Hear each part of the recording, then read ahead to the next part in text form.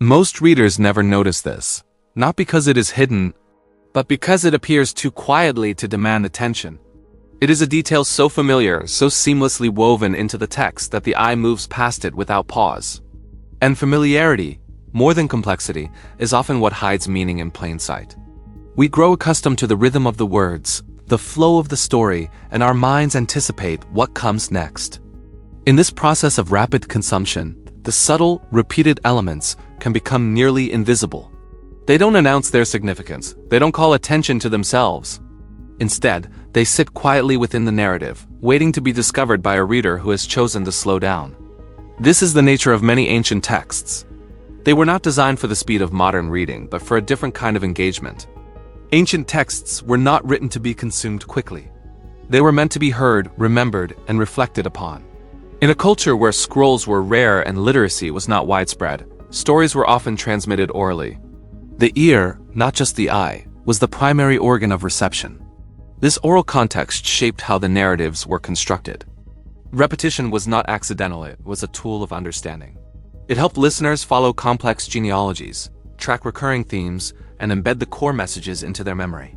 Unlike a book we can easily flip back through, an oral performance moves forward in time. Repetition created anchors, familiar points of reference in a long and unfolding narrative. It allowed the central ideas to echo, to build upon one another, creating a layered and resonant experience for the community. The structure was as much a part of the message as the words themselves.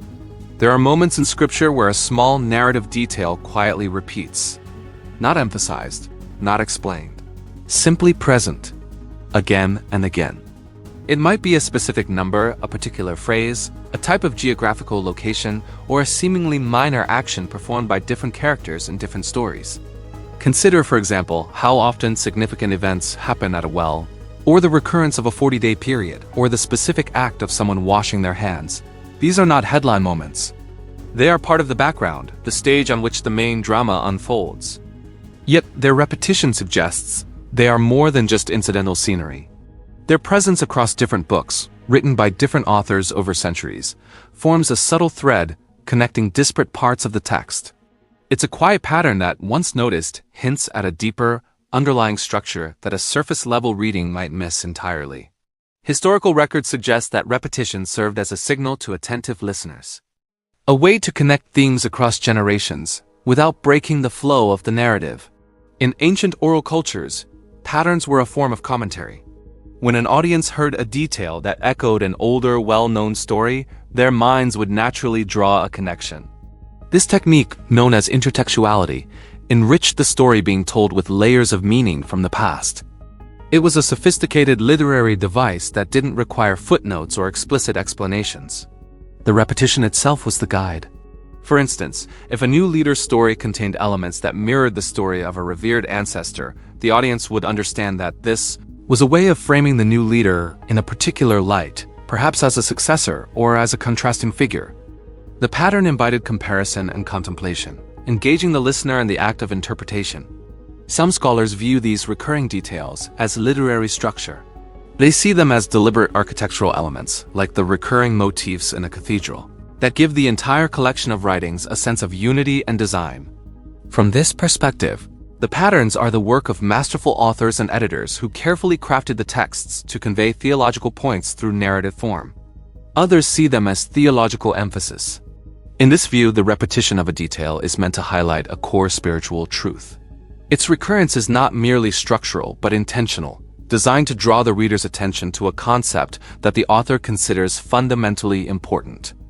And some consider them simply a product of oral tradition, the natural result of stories being told and retold over many years, with common storytelling tropes becoming embedded in the collective memory. Each perspective offers insight without canceling the others. A detail could be structurally significant, theologically meaningful, and a product of oral tradition all at once. What makes these details compelling is not that they provide definitive answers, but that they invite the reader to slow down and notice what repetition quietly preserves. They serve as a prompt for deeper engagement. Instead of seeking a single, final interpretation for a repeated phrase or number, the curious reader begins to ask different kinds of questions.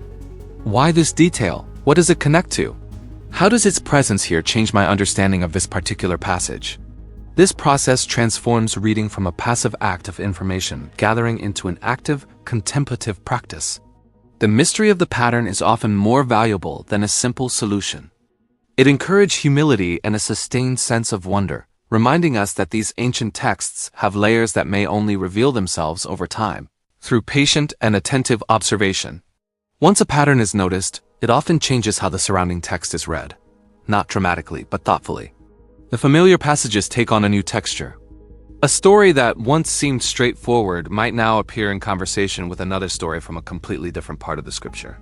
The reading experience becomes richer, more three-dimensional. It's like listening to a piece of music for the 10th time and suddenly hearing a subtle harmony or counter-melody that was always there, but previously unheard. The melody itself hasn't changed, but your perception of it has deepened. This newfound awareness doesn't necessarily alter the core message, but it enhances it, adding nuance and revealing the intricate artistry woven into the fabric of the text. If reflections like this resonate with you, consider subscribing to continue exploring these patterns together. Our journey is not about finding definitive answers, but about cultivating a more observant and thoughtful approach to these ancient narratives. By exploring the quiet details, we can enrich our understanding and appreciate the depth that lies just beneath the surface. We'll continue to look at the subtle threads that connect these texts, considering different perspectives and encouraging a sense of wonder. Thank you for joining this exploration. What small detail do you think readers often move past too quickly?